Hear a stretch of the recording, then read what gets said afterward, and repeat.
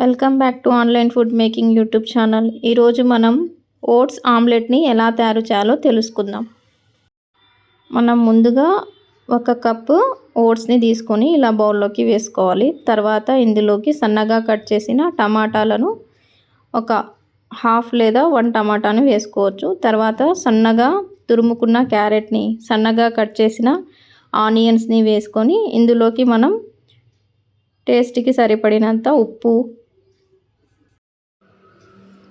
ఒక half table spoon chilli పౌడర్ని వేసి ఇందులోకే మనం పక్కన ఒక ఎగ్ని బీట్ చేసి వేసుకోవాలి బౌల్లో. ఆ ఎగ్ని కూడా ఇందులోకి వేసుకోవాలి. వీటన్నిటిని ఈ మసాలాలన్నీ బాగా కలుపుకునేటట్టు మనం మిక్స్ చేసుకోవాలి.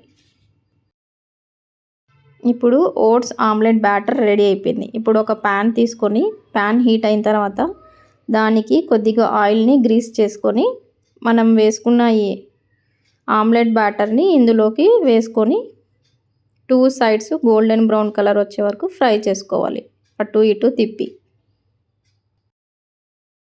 ఓట్స్ అనేది హెల్త్కి చాలా మంచిది కాబట్టి మనం ఇలా ఓట్స్ని మిల్క్లోనే కాకుండా ఇలా ఆమ్లెట్లా కూడా చేసుకొని తినచ్చండి.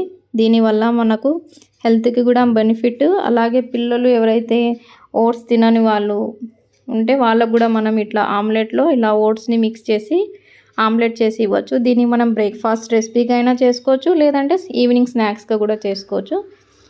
ఇది 2 సైడ్స్ ఆయిల్ వేసి గోల్డెన్ బ్రౌన్ కలర్ వచ్చేంత వరకు ఫ్రై చేసుకొని సర్వ్ చేసుకొని కొద్దిగా కెచప్ వేసుకొని ట్రై చేస్తే బాగా టేస్టీగా ఉంటుందండి.